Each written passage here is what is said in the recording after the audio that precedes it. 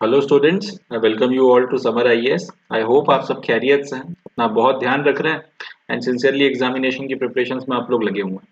तो भाई आज का जो सेशन है इसमें हम लोग 2 अगस्त 2023 के जो करंट अफेयर्स हैं इसमें से यूपीएससी सिविल सर्विसेज के पॉइंट ऑफ व्यू से जो इम्पोर्टेंट करंट अफेयर्स हैं उनको डिस्कस करेंगे। ये जो पूरा का पूरा सेशन है 2 तारीख का जो द हिंदू न्यूज़पेपर है उसमें से बनाया गया है।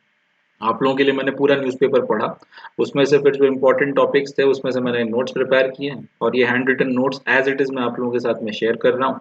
एंड इसी में से फिर मैं आपको पढ़ाऊंगा किस तरीके के क्वेश्चंस पूछे जा सकते हैं यूपीएससी के प्रीलिम्स में या मेंस में, वो भी हम लोग डिस्कस करेंगे। एंड लास्ट में अगर आप लोगों के कोई डाउट्स वगैरह हैं, अगर आप लोगों के मन में कोई सवाल या कोई शंका है तो उसके लिए आप फिर कैसे क्लैरिफाई कर सकते हैं, कैसे मुझसे कनेक्ट कर सकते हैं, कॉन्टैक्ट कर सकते हैं, इसके बारे में भी हम लोग बातचीत करेंगे।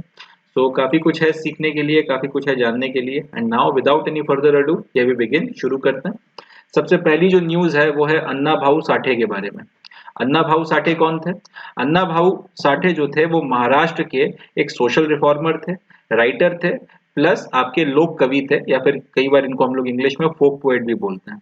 तो याद रखिएगा ये तीन कैटेगरी या इनकी जो जिंदगी थी इसमें इन्होंने तीन पर्टिकुलर फील्ड्स में काम किया था। अन्ना भाऊ साठे महाराष्ट्र में सोशल रिफॉर्मर की भूमिका में भी थे, उन्होंने सोशल रिफॉर्मर के तौर पे काफी सारा काम किया है। एक राइटर के तौर पर इन्होंने काफी कुछ लिखा है एंड फोक पोएट के तौर पर मराठी भाषा में काफी सारी जो है इन्होंने पोएट्री वगैरह लिखी है। इनफैक्ट इनको इंडिया का जो है मैक्सिम गोर्की भी कहा जाता था, इंडिया का मैक्सिम गोर्की भी कई बार अन्ना भाऊ साठे को कहा जाता था। मैक्सिम गोर्की कौन थे? मैक्सिम गोर्की जो थे रशिया के एक सोशलिस्ट राइटर थे। काफी उनका जो है इन्फ्लुएंस या प्रभाव हमको देखने के लिए रशियन सोसाइटी में मिलता है। तो जिस तरीके से उनका इन्फ्लुएंस या प्रभाव रशियन सोसाइटी के ऊपर था, उसी तरीके से अन्ना भाऊ साठे की जो राइटिंग्स थी, जो फोक पोएट्री उन्होंने कर रखी है, जो सोशल रिफॉर्मेशन का काम उन्होंने किया था, इसका काफी ज्यादा प्रभाव आपको महाराष्ट्र में देखने के लिए मिलता है।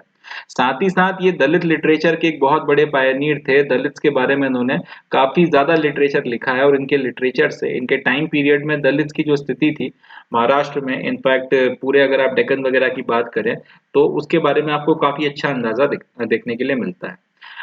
मॉस्को में एक लाइब्रेरी है जिसका नाम है ऑल रशिया लाइब्रेरी। वहां पर बकायदा इनकी एक बस्ट या फिर एक जो मूर्ति है उसको भी स्थापित किया गया है। एंड क्योंकि इन्होंने काफी ज्यादा कंट्रीब्यूशन किया, जैसे कि 3-4 पॉइंट में मैंने आपको बताया कि भाई सोशल रिफॉर्मर के तौर पर भी इन्होंने जो है काम किया है, फोक पोएट के तौर पे भी काम किया है, काफी सारा दलित लिटरेचर लिखा है एंड बहुत सारे काम किए, इसलिए कई बार महाराष्ट्र में जो है इनको लोक शायर के नाम से जाना जाता है। लोक शायर का मतलब अगर हम लोग इंग्लिश में देखें तो वो बनता है पीपल्स पोएट। तो इतनी सारी चीजें जो हैं इनके साथ में जुड़ी हुई हैं, इतने सारे जो हैं इन्होंने काम किए हैं। अब सवाल ये उठता है कि आखिर ये अन्ना भाऊ साठे जो हैं ये न्यूज में क्यों है, आखिर अन्ना या फिर अन्ना भाऊ साठे जो हैं इनके बारे में द हिंदू ने इतनी डिटेल में जो है रिपोर्ट क्यों छापी है। इसकी वजह यह है कि तेलंगाना के जो चीफ मिनिस्टर साहब हैं के चंद्रशेखर राव साहब, वो महाराष्ट्र प्रवास पे आए हुए हैं और यहाँ पर इन्होंने अन्ना भाऊ साठे के लिए भारत रत्न की डिमांड की है या फिर भारत रत्न की मांग करी है। इन्होंने महाराष्ट्र गवर्नमेंट से भी ये रिक्वेस्ट करी है कि भाई आप प्राइम मिनिस्टर साहब को एक लेटर लिखिए कि अन्ना भाऊ साठे जी जो हैं इनको भारत रत्न दिया जाए। और तेलंगाना गवर्नमेंट भी जो है इस बात को हाईलाइट करते हुए एक लेटर प्राइम मिनिस्टर साहब को लिखेगी। अब ये तो देखिए बहुत कॉमन बात है कि अगर कोई चीफ मिनिस्टर अपने राज्य के किसी व्यक्ति के लिए भारत रत्न की मांग करे, वो तो बड़ी कॉमन सी बात है। मगर यहाँ पे तेलंगाना का एक चीफ मिनिस्टर अगर महाराष्ट्र के एक व्यक्ति के लिए, महाराष्ट्र के एक पोएट या फिर एक राइटर या फिर एक सोशल रिफॉर्मर के लिए डिमांड कर रहा है भारत रत्न की, तो ये अपने आप में एक बड़ी अच्छी बात भी है और काफी इंटरेस्टिंग बात भी है। तो इसके चलते हम लोग एक तरीके से ये कह सकते हैं जो पर्सन इन न्यूज की जो हमारी कैटेगरी रहती है उसमें अन्ना भाऊ साठे के ऊपर सवाल बनने की संभावना बनती है। अब जो न्यूज़पेपर में अन्ना भाऊ साठे के बारे में बात की गई थी न्यूज़ में, तो साथ ही साथ उस कम्युनिटी के बारे में भी बात की गई थी जिससे भाऊ आते थे। ये अन्ना भाऊ आते थे मातंग कम्युनिटी से। ये कम्युनिटी के बारे में फिर न्यूज़पेपर में हमको पता चलता है न्यूज़ में कि ये जो कम्युनिटी है ये one of the oldest community of India जो है उसकी कैटेगरी में इसको रखा जाता है। इनफैक्ट कालिदास का लिटरेचर भी अगर आप उठाकर देखेंगे तो उसमें भी कई जगहों पर आपको मातंग कम्युनिटी जो है इसका जिक्र देखने के लिए मिलता है। एंड ये माना जाता है कि एंशिएंट इंडिया में जो मातंग महर्षि हुआ करते थे, मातंग कम्युनिटी जो है बेसिकली उनके डिसेंडेंट्स हैं। तो ये सारी चीजें जो हैं अन्ना भाऊ साठे के बारे में जो न्यूज द हिंदू ने छापी थी उसमें से बनकर तैयार होती हैं। यहाँ से अब सवाल कैसे कैसे यूपीएससी में पूछे जा सकते हैं वो हम लोग देख लेते हैं। सबसे पहला क्वेश्चन तो यही पूछा जा सकता है कि भाई अन्ना भाऊ साठे जो थे वो किस स्टेट से बिलोंग करते थे, या फिर अन्ना भाऊ साठे जो महाराष्ट्र स्टेट से बिलोंग करते थे वो क्या थे? सोशल रिफॉर्मर थे, राइटर थे, फोक पोएट थे, आर्किटेक्ट थे, ये थे वो थे, इस तरीके के अगर आपको ऑप्शंस दिए जाते हैं तो अपने को ये 3 पॉइंट जो है याद रखना पड़ेंगे कि सोशल रिफॉर्मर थे, राइटर थे, साथ ही साथ फोक पोएट थे। दूसरा क्वेश्चन यहाँ से ये बन सकता है कि भाई हाल फिलहाल में एक आपके सोशल रिफॉर्मर या फिर एक राइटर को या फिर एक फोक पोएट को भारत रत्न देने की डिमांड जो है उठाई गई थी, जिनको इंडिया का मैक्सिम गोरखी भी कहा जाता है, उनका नाम क्या है? या फिर किस राइटर को जो है इनमें से इंडिया का मैक्सिम गोरखी कहा जाता है? तो भी जवाब जो है अपने अन्ना भाऊ साठे हो जाएगा। इसके बाद अन्ना भाऊ साठे के बारे में क्वेश्चन ये बन सकता है कि अन्ना भाऊ साठे जो हैं एक आपके फेमस आप कह सकते हैं राइटर या फिर फोक पोएट थे महाराष्ट्र के, उनके बारे में ये कुछ स्टेटमेंट्स आप कंसिडर करिए और उसमें से बताइए कि कौन सा स्टेटमेंट सही है, कौन सा स्टेटमेंट गलत है। तो एक ये पॉइंट बनाया जा सकता है कि इनको इंडिया का मैक्सिम गोरखी कहा जाता था। दूसरा ये बनाया जा सकता है कि ये सोशल रिफॉर्मर थे, राइटर थे, फोक पोएट थे, या तो तीनों चीजें डाली जा सकती हैं या फिर एक चीज, दो चीज, इस तरीके से। ये लिखा जा सकता है कि ये दलित लिटरेचर के पायनियर हुआ करते थे, और एक ये बनाया जा सकता है कि ये मातंग कम्युनिटीज आया करते थे। तो इस सारे पॉइंट्स में से फिर अपने को सही गलत, और इसके अलावा कुछ और गलत सलत पॉइंट भी डाले जा सकते हैं, तो फिर इसमें से अपने को ये सही पॉइंट छांटने हैं। इतने क्वेश्चंस जो है यहाँ से बनकर अपने तैयार होते हैं। और अगर अन्ना भाऊ साठे के ऊपर क्वेश्चन नहीं भी आया तो क्योंकि मातंग कम्युनिटी का यहाँ पर जिक्र आ गया है, तो मातंग कम्युनिटी के ऊपर एंशिएंट का हिस्ट्री से क्वेश्चन बन सकता है यहाँ से कि भाई कालिदास ने इनमें से किस कम्युनिटी के बारे में अपने लिटरेचर में लिखा है जो आज भी इंडिया में हमको देखने के लिए मिलती है। आपको ऑप्शंस दे दिए जाएंगे और उसमें से फिर अपने को सही ऑप्शन जो है वो टिक करना होगा, मातंग कम्युनिटी।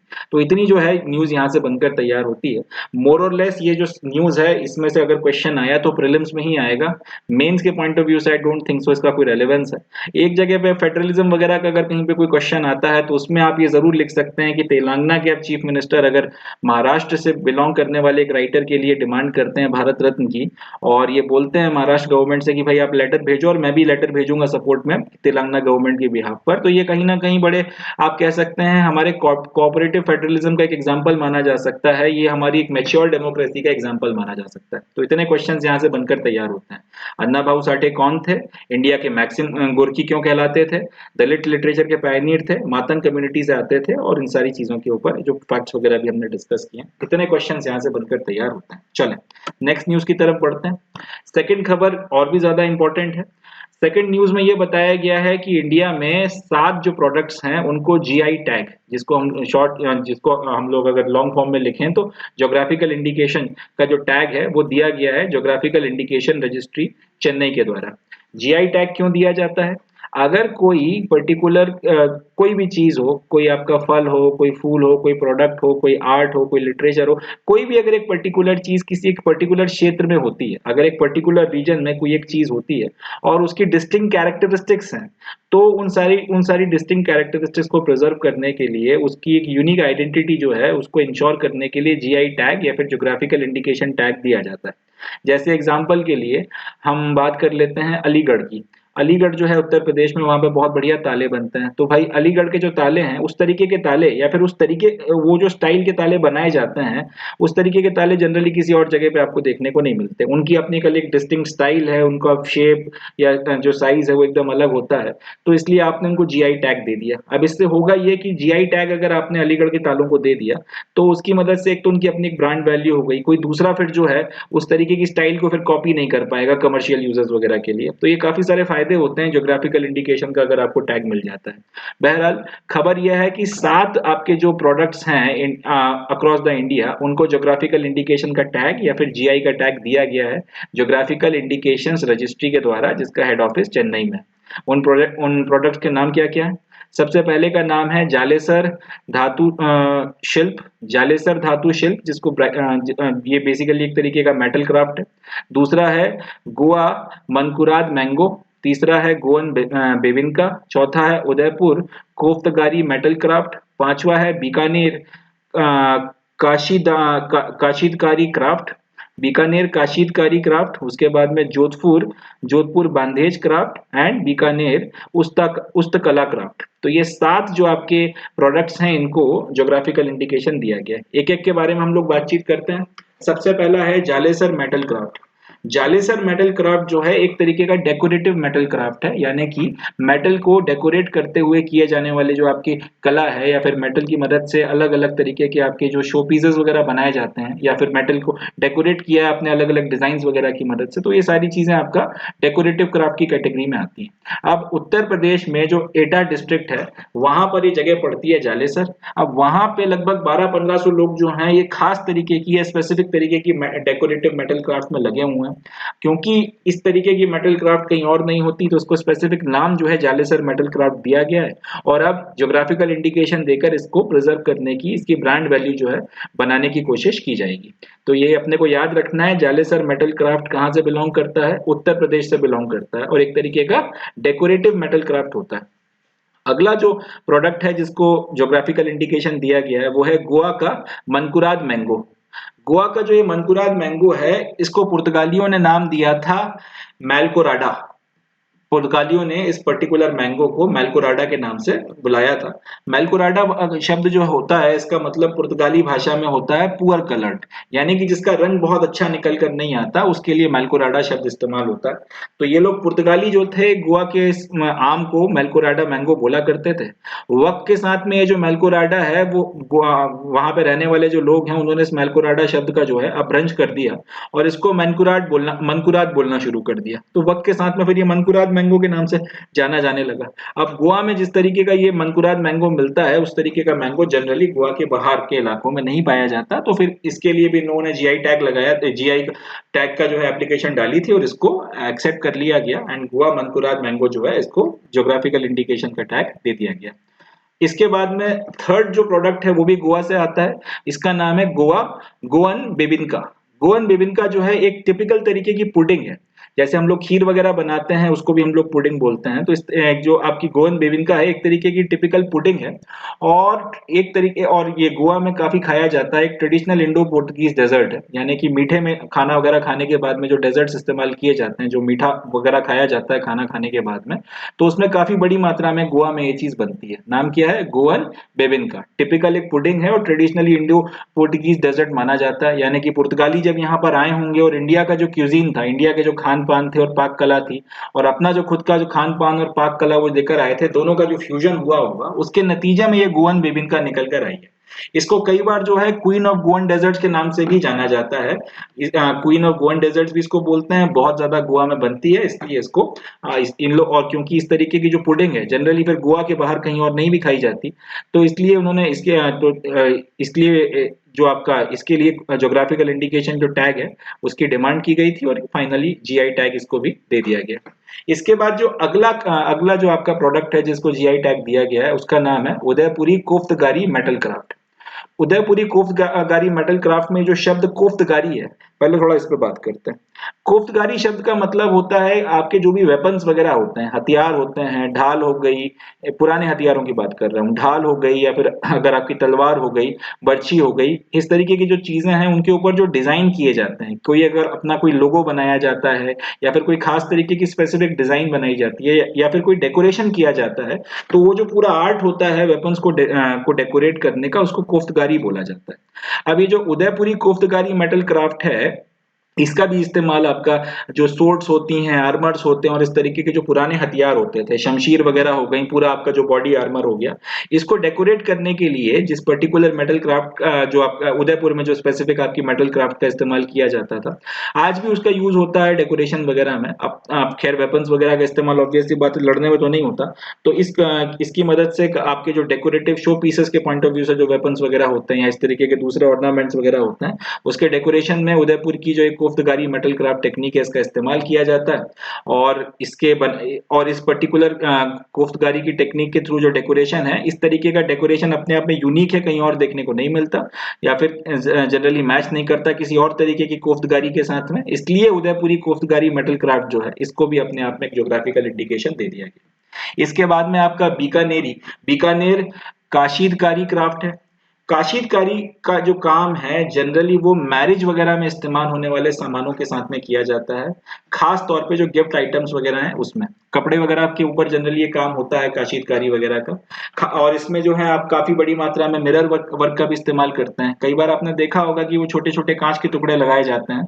तो अगर आप कपड़ों के ऊपर कुछ आपका काश्तकारी वगैरह कर रहे हैं, उसके ऊपर अगर आप कुछ डेकोरेशन वगैरह का काम कर रहे हैं, गिफ्ट आइटम्स वगैरह जो हैं उनके ऊपर अगर आप कुछ डेकोरेशन वगैरह का काम कर रहे हैं, और तो बीकानेर में ये काम जो है खास तरीके से किया जाता है, और इसमें काफी बड़ी मात्रा में मिरर का इस्तेमाल किया जाता है, छोटे छोटे कांच वगैरह का यूज खूब होता है, इसलिए इसको बीकानेर काशीतकारी क्राफ्ट के नाम से जाना जाता है। अब इनका भी जो प्रोडक्ट्स वगैरह निकल कर आते हैं इस बीकानेरी काशीतकारी क्राफ्ट के रिजल्ट में, उस तरीके के प्रोडक्ट्स आपको जनरली देखने के लिए नहीं मिलते हैं। कहीं किसी और तरीके की काशीतकारी क्राफ्ट में आपको इस तरीके के प्रोडक्ट्स नहीं देखने को मिलते जैसे बीकानेर में बनते हैं। तो इसलिए इसको भी जो है अपने आप में इसलिए किया ये गया कि इन लोगों के लिए भी जो है फिर जीआई का टैग मांगा गया, और अल्टीमेटली इनको जीआई का टैग मिल गया। इसके बाद में अगला है जोधपुर का जो बांधेज क्राफ्ट है, उसके लिए भी जीआई का टैग लिया गया है। ये जो आपका जोधपुर का बांधेज क्राफ्ट है, ये बेसिकली एक राजस्थानी आर्ट है ऑफ टाइंग एंड डाइंग। पहले हम लोग ये समझते हैं कि टाइंग एंड डाइंग होता क्या। देखिए, कई बार आपको एक कपड़ा है, उसके ऊपर रंग लगाना है, उसको आपको रंगना है, मगर आप ये नहीं चाहते कि पूरे के पूरे कपड़े को रंगा जाए, आप चाहते हैं कि उसके किसी स्पेसिफिक हिस्से को आपको रंगना है। अब रंगने के लिए आपको उस कपड़े को उस पर्टिकुलर कलर में डालना पड़ेगा जिसमें भी आप रंगना चाहते हैं। ऐसी परिस्थिति में आपकी जो इच्छा है कि भाई इतने इलाके में रंग लगे, इतने इलाके में ना लगे, फिर इतने इलाके में लगे, फिर इतने इलाके में ना लगे, ये थोड़ा मुश्किल हो जाएगा। तो अगर आप ये चाहते हैं कि पूरे कपड़े पे खास तरीके का कलर ना लगे, उसके सिर्फ सर्टेन इलाकों पे वो खास तरीके का कलर लगे, तो जिस हिस्से को आप कलर से बचाना चाहते हैं वहां पर आप खास तरीके की नॉट लगा देते हैं, आप उसकी गठान वगैरह बांध देते हैं, और उसके बाद में जितना हिस्सा आप चाहते हैं कि उस पर कलर लगे उसको आप खुला रखते हैं, और उसके बाद में फिर आप जो है उसको रंग रोगन करने के लिए जो भी कलर है उसमें आप डाल देते हैं। तो ये जो पूरी टेक्निक होती है इसको टाइंग एंड डाइंग बोलते हैं। वो हिस्सा जिसको आपको रंगना है उसको आप खुला रखोगे, और वो हिस्सा जिसको आपको नहीं रंगना उस पर आप गठान वगैरह लगा दोगे, तो ये टाइंग एंड डाइंग कहलाता है।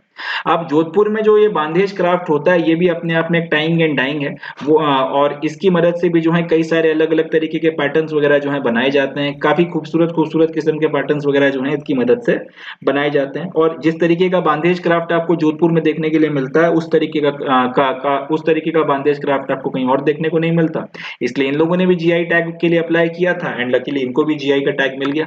इसके बाद में लास्ट जो प्रोडक्ट है जिसको जीआई का टैग दिया गया है उसका नाम है बीकानेर उस्तकला craft. It is also known as gold nakashi work or gold manoti work. Golden color was prominent in it because of gold being used. Also due to the use of gold, it has longevity. तो ये जो बीकानेर उस्तकला craft है इसमें करते ये हैं कि सोने की मदद से कपड़े वगैरह के ऊपर नक्काशी वगैरह का काम किया जाता था। अब सोने के अलावा दूसरे भी आपके जो है चीजों का इस्तेमाल किया जाता था, मगर पुराने वक्त में जब ये कला विकसित हो रही थी सोने का खूब इस्तेमाल होता था, और सोने के इस्तेमाल के चलते वो जो स्पेसिफिक उसका जो आपका येलो कलर निकल कर आता है उसके चलते बीकानेर का जो उस्तकला क्राफ्ट है इसको कई बार इसको फिर गोल्ड नक्काशी के नाम से या सोने की नक्काशी के नाम से ही जाना जाने लगा, या फिर इसको एक और नाम मिल गया गोल्ड मनौती वर्क।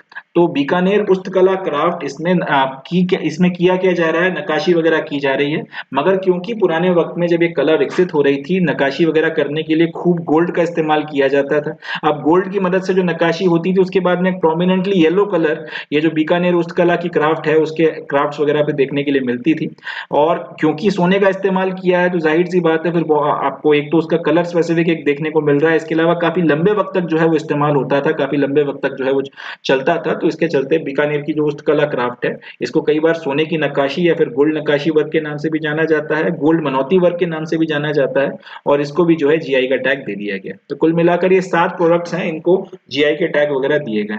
अब हम लोग ये देखते हैं कि यूपीएससी यहाँ पे सवाल किस तरीके का पूछ सकती है। देखिए, उदयपुर कोफ्तगारी मेटल क्राफ्ट जो हो गया, बीकानेर काशीतकारी का क्राफ्ट हो गया, जोधपुर बांधेज क्राफ्ट हो गया, और बीकानेर उस्तकला क्राफ्ट हो गया। ये जो 4 प्रोडक्ट्स हैं क्योंकि इसमें राजस्थान के शहरों के नाम आ रहा है तो ऑब्वियस सी बात है यूपीएससी ये तो नहीं पूछेगी कि उदयपुरी कोफ्तगारी मेटल क्राफ्ट जो है वो कौन से स्टेट से बिलोंग करता है, या फिर बीकानेरी काशीतकारी क्राफ्ट जो है वो कौन से स्टेट से बिलोंग करता है। अगर इन 4 में से किसी एक के ऊपर यूपीएससी ने सवाल पूछा तो इनकी कैरेक्टरिस्टिक के ऊपर सवाल बनेगा, यानी कि इनकी जो अभी हमने कैरेक्टरिस्टिक्स पढ़ी है इसके ऊपर कोई क्वेश्चन वगैरह यहाँ से पूछा जा सकता है।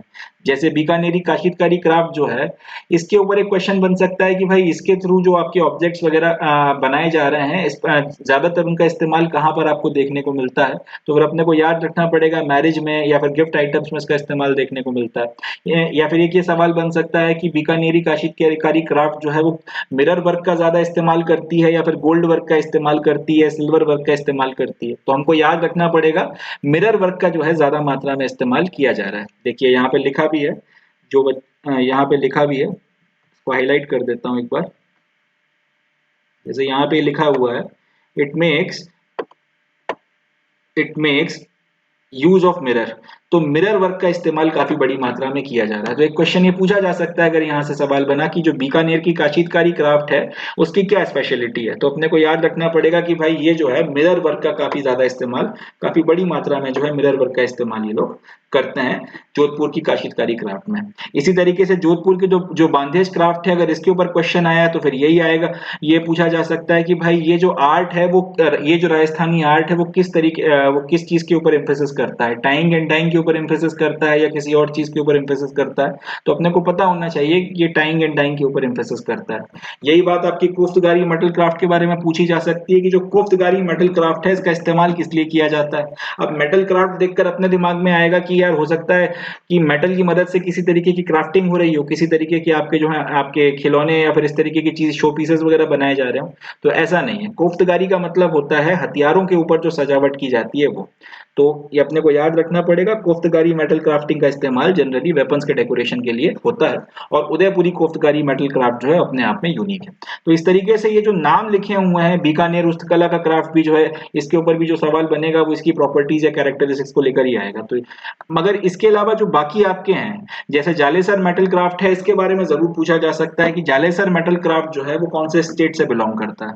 क्योंकि जालेसर शब्द जो है एक बार को आपको लग सकता है राजस्थान से भी हो सकता है, मध्य प्रदेश से भी हो सकता है, यूपी से भी हो सकता है, या फिर आपका गुजरात से भी हो सकता है। क्योंकि ये जालेसर आखिर में जो ये सर जैसा आखिर में जो प्रोनाउंसिएशन वगैरह आ रहा है, इस तरीके के नाम ये नॉर्थ के इन 4-5 स्टेट्स में काफी देखने को मिलते हैं। अब अगर आपको नहीं पता है तो यहाँ पे कंफ्यूजन के चांसेस भी बनते हैं और एक अच्छा सवाल भी बनकर तैयार हो जाता है। तो जालेसर मेटल क्राफ्ट कहाँ से बिलोंग करता है, अपने को याद रखना पड़ेगा उत्तर प्रदेश से। इसी तरीके से आपका जो गोवा का मनकुराद मैंगो है, इसका पुर्तगालियों से जो कनेक्शन बनता है वो पूछा जा सकता है कि भाई इसकी जो कैरेक्टरिस्टिक्स हैं वो बताइए। तो अपने को बताना पड़ेगा कि ये पुअर कलर का होता है और इसको पुर्तगालियों ने ये नाम दिया था वगैरह वगैरह। इसके बाद में आपका गोवन बेबिंका के ऊपर भी क्वेश्चन बनाया जा सकता है कि क्वीन ऑफ गोवन डेजर्ट जो है इसमें से किसको कहा जाता है। हाल फिलहाल काफी न्यूज में थी क्योंकि जीआई टैग वगैरह दिया गया था, तो गोवन बेबिंका का नाम अपने को याद रखना पड़ेगा। दूसरा क्वेश्चन इसकी कैरेक्टरिस्टिक भी बनाया जाएगा कि ये जो है आपका ट्रेडिशनल पुडिंग है या फिर कोई तीखी डिश है या फिर कोई आपका सुबह के नाश्ते में खाई जाने वाली डिश है, वो क्या है। तो अपने को फिर याद रखना पड़ेगा कि टिपिकल पुडिंग है, और इसके ज्यादा स्पेशल, और इसकी जो दूसरी स्पेशलिटी है कि ये एक इंडो पुर्तगीज डेजर्ट है, यानी कि पुर्तगालियों की जो पाक कला है और जो इंडियंस की पाक कला है, दोनों के कॉम्बिनेशन के नतीजे में ये निकल कर आया। इस तरीके के क्वेश्चन यहाँ से बनकर तैयार होते हैं। तो याद रखना है, जालेसर धातु शिल्प metal craft, Goa Mankurad mango, Goan bebinca, इनमें से गोवा शब्द क्योंकि दोनों में आ गया है, गोवा के मनकुराद मैंगोस और गोवन बेबिनका, इनके ऊपर क्वेश्चन बनेंगे कैरेक्टरिस्टिक पे। उदयपुर की कोफ्तगारी, बीकानेर की काश्तकारी, जोधपुर की बांधेज क्राफ्ट और बीकानेर का जो उस्तकला क्राफ्ट है, इसके ऊपर भी अगर क्वेश्चन आया तो इनकी कैरेक्टरिस्टिक के ऊपर आएगा। एक आसान क्वेश्चन यहाँ से जालेसर धातु शिल्प के ऊपर बन सकता है कि ये कौन से स्टेट से बिलोंग करता है, तो उसके लिए अपने को पता रखना है कि उत्तर प्रदेश से। चले, एंड मेंस में इससे कोई क्वेश्चन आने की संभावना नहीं है, ये प्रीलिम्स के पॉइंट ऑफ व्यू से रिलेवेंट टॉपिक है। अगला क्वेश्चन हम अगली जो हमारे न्यूज है वो देखते हैं। राज्यसभा ने जो है एक बिल पास किया है जिसका नाम है multi state cooperative societies amendment bill 2022। Rajya Sabha ने इस बिल को पास किया है। लोकसभा से ये बिल पहले ही पास हो गया था। अब इस बिल को आप नाम जरा ध्यान से देखिए, क्या नाम है, multi state cooperative societies amendment bill, यानी कि ऐसी कोऑपरेटिव सोसाइटियां जो एक से ज्यादा स्टेट्स में चल रही हैं, उनसे रिलेटेड ये बिल लाया जा रहा है।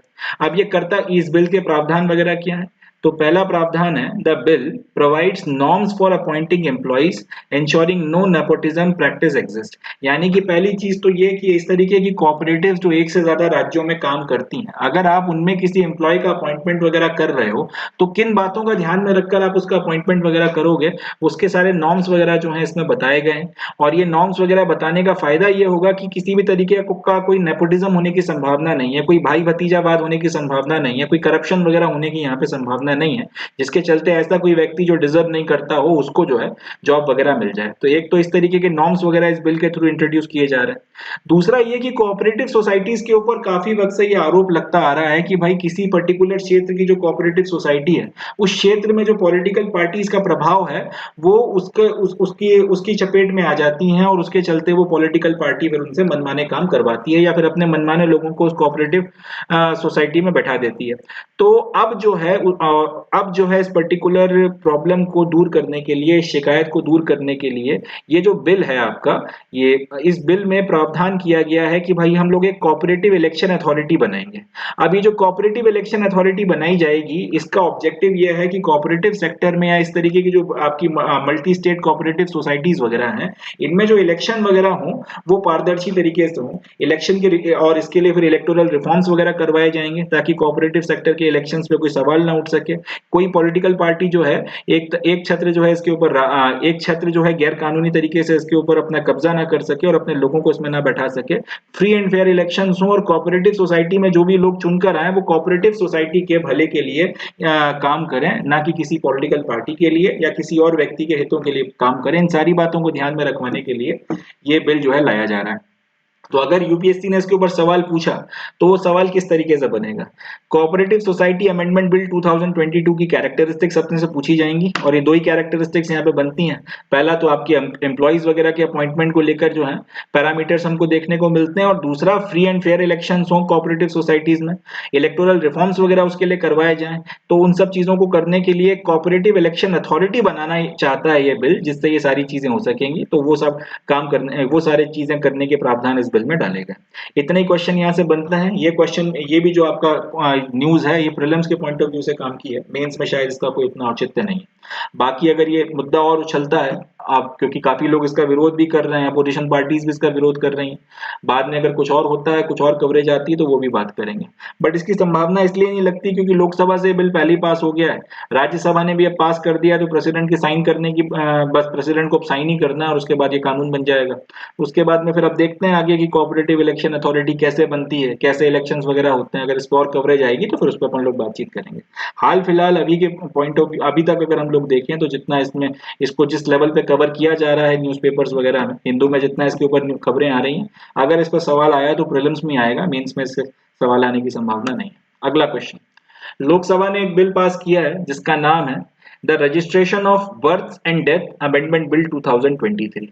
अब ये जो बिल है इसको पास करने की जरूरत क्या पड़ गई, या फिर ये जो बिल है the registration of birth and death amendment bill 2023 ये क्या करेगा? तो इसका जवाब यह है, it paves way for digital birth certificates which will be a single document to be used for admission to educational institutes, application of driving licence, government jobs, passports, Aadhaar, voter enrolment, registration of marriage and others. मतलब ये कि अब से जो भी बच्चे फिर बच्चों का जन्म होने वाला है इस बिल के पास होने के बाद में, जब ये बिल इंप्लीमेंट होगा, उसके बाद सबको जो भी आपके जो बर्थ सर्टिफिकेट मिलते हैं वो डिजिटल बर्थ सर्टिफिकेट मिलेंगे।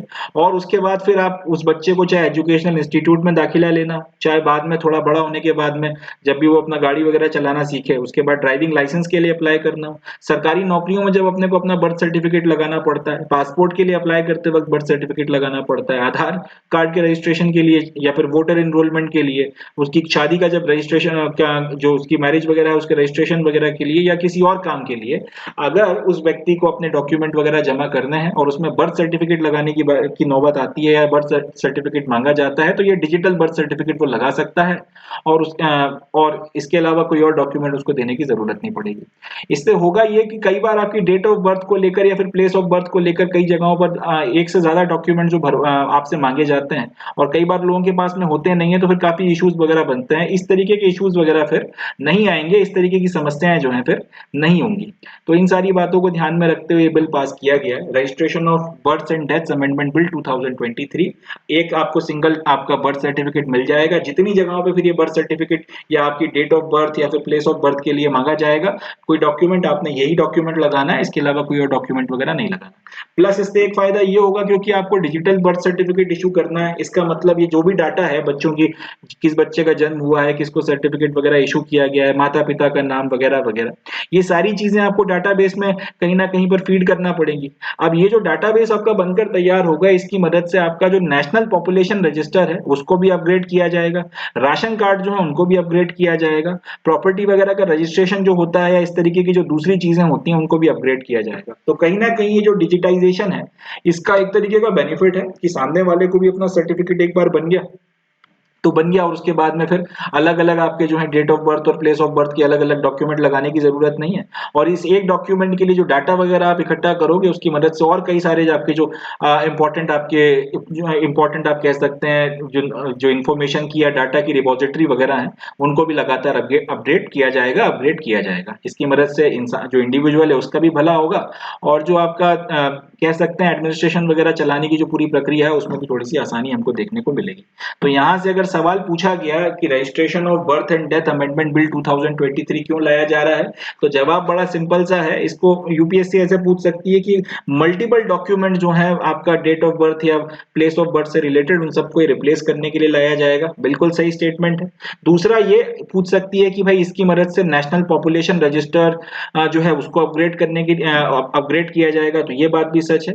और इसके बाद फिर ये कि इस डॉक्यूमेंट की मदद से फिर कोई जो इंडिविजुअल है वो आधार कार्ड, वोटर एनरोलमेंट या पासपोर्ट वगैरह जो है वो हासिल कर सकता है, तो ये बात भी बिल्कुल सही है। इस तरीके के जो क्वेश्चंस वगैरह हैं यहाँ से बनाए जा सकते हैं, 2-3 स्टेटमेंट दिए जा सकते हैं, उसमें से फिर आपको सही गलत पकड़ना है। तो याद रखिएगा इतने काम जो है इस बिल की मदद से किए जा सकते हैं।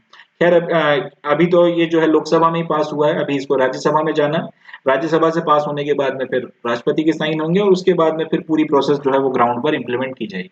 अभी के लिए मगर ये न्यूज इतनी है, फर्दर इसमें कुछ और अगर अपडेट्स आते हैं तो फिर मैं आपको बताऊंगा। अगली न्यूज जो है वो है कि आपका government of national capital territory of Delhi amendment bill 2023 introduced in Lok Sabha. Lok Sabha में इनफैक्ट ये न्यूज अभी काफी वक्त से बनी हुई है, क्योंकि आम आदमी पार्टी काफी इस चीज का विरोध कर रही है और दूसरी भी काफी पार्टीज वगैरह उनके सपोर्ट में आ गई हैं। गवर्नमेंट ने लोकसभा में एक बिल इंट्रोड्यूस किया है जिसका नाम है government of national capital territory of Delhi amendment bill. ये बिल लोकसभा में लाया गया है और इसके पहले इसी नाम से एक ऑर्डिनेंस लाया गया था, उसको रिप्लेस करने के लिए ये बिल लाया गया है। अब थोड़ा सा बैकग्राउंड हमको समझना पड़ेगा, तब हमको बात ज्यादा क्लियर होगी। काफी वक्त से केजरीवाल सरकार के बीच में दिल्ली में और लेफ्टिनेंट गवर्नर, आप लेफ्टिनेंट गवर्नर कह लें या फिर डायरेक्टली आप कह लें केंद्र सरकार, केजरीवाल सरकार और केंद्र सरकार के बीच में, या फिर इस तरह से कह लें कि दिल्ली के जो लेफ्टिनेंट गवर्नर हैं जो बेसिकली आपकी केंद्र सरकार को ही रिप्रेजेंट करते हैं, इनके बीच में तनातनी बनी हुई थी। केजरीवाल का कहना ये था कि भाई मैं जो हूँ दिल्ली का चुना हुआ चीफ मिनिस्टर हूँ, तो जो आपकी सर्विसेज वगैरह हैं, ट्रांसफर हो गई, पोस्टिंग हो गई आपके ऑफिसर्स वगैरह की, इन सब के ऊपर जो है अधिकार मेरा होना चाहिए। मगर दिल्ली जो है बेसिकली क्योंकि आपका नेशनल कैपिटल टेरिटरी का जो रीजन है उसमें आती है, तो पूरी तरीके से उनको एब्सोल्यूट पावर जो है इस रिस्पेक्ट में दिए नहीं गए। काफी सारी जो पावर्स हैं दिल्ली के लेफ्टिनेंट गवर्नर के पास में है और अल्टीमेटली उन्हीं का जो है किसी इस तरीके के जो मैटर्स होते हैं उनमें फैसला अंतिम होता है। तो केजरीवाल का कहना ये था कि भाई एलजी जो है वो साइन नहीं करते हैं अगर हम लोग सिफारिश करते हैं कि इसका ट्रांसफर कर दो ये, या फिर इसका मत करो। अपनी मन मर्जी से अगर किसी को कहीं पे ट्रांसफर करना है, कहीं लगाना है, तो वो सारे काम वो अपनी मर्जी से करना है। दिल्ली का चुना हुआ मुख्यमंत्री मैं हूं, मेरे पास में ये पावर होना चाहिए। ये मैटर काफी वक्त से चल रहा था, अल्टीमेटली सुप्रीम कोर्ट चले गए। सुप्रीम कोर्ट में फिर ये सुप्रीम कोर्ट ने भी केजरीवाल के फेवर में फैसला दिया। उन्होंने बोला कि बात सही है, दिल्ली गवर्नमेंट के पास में जो है एडमिनिस्ट्रेटिव कंट्रोल होना चाहिए, कौन से अफसर का ट्रांसफर करना है, किसको कहाँ रखना है, क्या करना है क्या नहीं करना है, ये फैसले आपका जो चुना हुआ या इलेक्टेड चीफ मिनिस्टर है उसी को करना ठीक रहेगा। तो ये जो फैसला आया तो उसके बाद में फिर केंद्र सरकार जो है एक ऑर्डिनेंस लेकर आ गई और उस ऑर्डिनेंस की मदद से उन्होंने इस फैसले पे एक तरीके से एक तरीके से ये कह सकते हैं कि इस फैसले को जो है पलट दिया। अब ऑर्डिनेंस जो है उसकी उम्र जो होती है, उसका जो टाइम होता है वो सिर्फ 6 महीनों का होता है। यानी कि अगर आप ये ऑर्डिनेंस की मदद से इस फैसले को रोकना भी चाहते हैं तो मैक्सिमम 6 महीने के लिए रोक सकते हैं। उससे ज्यादा अगर आप इसको रोकना चाहते हैं तो फिर परमानेंटली इस फैसले को पलटना चाहते हैं तो उसके लिए आपको संसद में बिल पास करना पड़ेगा। तो अल्टीमेटली फिर इस ऑर्डिनेंस को हटाने के लिए भी बिल या फिर इस ऑर्डिनेंस को रिप्लेस करने के लिए बिल लाया जा रहा है और नाम इसका है government of national capital territory of Delhi amendment bill 2023। अब एक बार जब ये बिल पास हो जाएगा तो उसके बाद में फिर जो पुरानी स्थिति थी जिसके चलते लड़ाई झगड़े हो रहे थे वो यथावत बन जाएगी। और इसके तहत अब होगा ये कि दिल्ली के जो लेफ्टिनेंट गवर्नर है, मैंने यहाँ पे शॉर्ट में दिल्ली एलजी लिखा हुआ है, फाइनल जो से होगा, यानी कि जो फाइनल आपका अल्टीमेटली जो अंतिम फैसला होगा ऑफिसर्स के ट्रांसफर को लेके, उनके पोस्टिंग वगैरह को लेके, दिल्ली सरकार में किसको कहाँ पोस्ट करना है, कहाँ क्या करना है, अंतिम फैसला जो है दिल्ली के लेफ्टिनेंट गवर्नर का होगा। केजरीवाल जो है ये फैसला नहीं ले पाएंगे। तो इस तरीके से सुप्रीम कोर्ट के फैसले को पलटने के लिए या फिर उनके फैसले को निष्प्रभावी करने के लिए केंद्र सरकार ये बिल लेकर आ रही है। यहाँ से क्वेश्चन वगैरह मुझे नहीं लगता प्रीलिम्स में पूछा जाएगा। यहाँ से अगर क्वेश्चन आया तो मेंस में आएगा और ये अपने को इसका जो जवाब है बहुत डिप्लोमेटिक तरीके से लिखना पड़ेगा। ये सवाल ऐसे पूछा जा सकता है कि कहीं ना कहीं इस तरीके का जो इतना स्ट्रेस या इतना टेंशन जो हमको देखने को मिल रहा है दो इलेक्टेड गवर्नमेंट्स के बीच में एडमिनिस्ट्रेटिव कंट्रोल को लेकर, उन सारी चीजों को लेकर, तो कहीं ना कहीं आपका क्या मानना है? क्या इससे जो है इससे आपका जो एडमिनिस्ट्रेटिव मशीनरी है क्या इसके ऊपर नेगेटिव इम्पैक्ट पड़ेगा? क्या आपके ऑफिसर्स वगैरह जो हैं इस तरीके की अनसर्टिनिटी में रहेंगे जब कि भाई हम ऑर्डर किससे लें, या फिर हमें नहीं पता कि अभी ऑर्डर इनसे ले रहे हैं, कल तक इनके पास में अथॉरिटी भी रहेगी या नहीं रहेगी। इन सब चीजों के चलते उनके काम करने की, उनकी एफिशिएंसी पर जो है प्रभाव पड़ेगा या नहीं पड़ेगा, डेमोक्रेसी के लिए कितना खतरनाक है या कितना गलत है, और क्या जो है बीच का रास्ता कैसे निकाला जाना चाहिए या फिर क्या जो है पॉसिबल सोल्यूशन होना चाहिए। इस तरीके का क्वेश्चन यहाँ से बन सकता है। या फिर इसका अगर हम लोग रेफरेंस भी ना लें तो क्वेश्चन ये बन सकता है कि हाल फिलहाल में ये देखा गया है कि भाई कई राज्य सरकारों के बीच में और केंद्र सरकार के बीच में एक तनातनी की स्थिति बनी हुई है। डेमोक्रेसी के पॉइंट ऑफ व्यू से या कोऑपरेटिव फेडरलिज्म के पॉइंट ऑफ व्यू से ये चीज ठीक नहीं है, तो फिर इसको ठीक करने के लिए हम लोग क्या क्या कदम उठा सकते हैं। वहां पर ये एग्जांपल दिया जा सकता है दिल्ली के जो लेफ्टिनेंट गवर्नर है और जो आपकी केजरीवाल सरकार है इनके बीच में। केजरीवाल सरकार तो खैर नहीं बोलना है, दिल्ली गवर्नमेंट बोलना है। या इनके बीच में जिस तरीके की आपकी अब जो तनातनी वगैरह हो रही है उसके एग्जाम्पल के तौर पे इसका यूज किया जा सकता है। बताया जा सकता है कि जो कदम उठाया गया है जो केंद्र सरकार के द्वारा, कहीं ना कहीं इसके चलते अब जो दूसरी तरफ की पार्टी है उसकी तरफ से भी रिएक्शन तगड़ा आएगा, फिर इनकी तरफ से जो इनकी जो पार्टी है वो भी रिएक्शन वगैरह देगी। अब इस तरीके की जब तू मैं होगी तो कहीं ना कहीं वो कोऑपरेटिव फेडरलिज्म के लिए ठीक नहीं है, और इसको ठीक करने के लिए अब क्या करना चाहिए उसके ऊपर फिर आपको सजेशन वगैरह देना है। इस तरीके से जो है मेंस वगैरह में इस पर्टिकुलर एग्जाम्पल का इस्तेमाल किया जा सकता है, या फिर इसके ऊपर एक केस स्टडी वगैरह जो है प्रेजेंट की जा सकती है। प्रीलिम्स में इसके ऊपर सवाल आने की संभावना मेरे हिसाब से नहीं है। तो ये जो है आज के या फिर यूं बोलूं कि आपका जो 2 अगस्त है उसके करंट अफेयर्स हैं जो यूपीएससी के पॉइंट ऑफ व्यू से काम किए हैं, यूपीएससी सिविल सर्विसेज 2024 के पॉइंट ऑफ व्यू से, या यूपीएससी के जो दूसरे एग्जामिनेशंस वगैरह होते हैं उसके करंट अफेयर्स के पॉइंट ऑफ व्यू से 2 अगस्त 2023 के ये आपके करंट अफेयर्स हैं। एंड अगर आप इतना कर लेते हैं तो मुझे नहीं लगता इसके बाद में फिर कुछ और 2 तारीख के करंट अफेयर्स में से देखने की आपको जरूरत यूपीएससी के पॉइंट ऑफ व्यू से पड़ेगी। हैविंग सेड दैट, अब यहाँ तक जो हम लोगों ने डिस्कशन वगैरह किया है, इसके बाद भी अगर आप लोगों के मन में कुछ डाउट्स वगैरह हैं, अगर आप कोई सवाल वगैरह इसमें से रिलेटेड पूछना चाहते हैं तो मैंने इस चैनल के डिस्क्रिप्शन में अपना नंबर डाला हुआ है, आप उसकी मदद से मुझसे कांटेक्ट कर सकते हैं, मैं इस पर आपको जवाब दे दूंगा।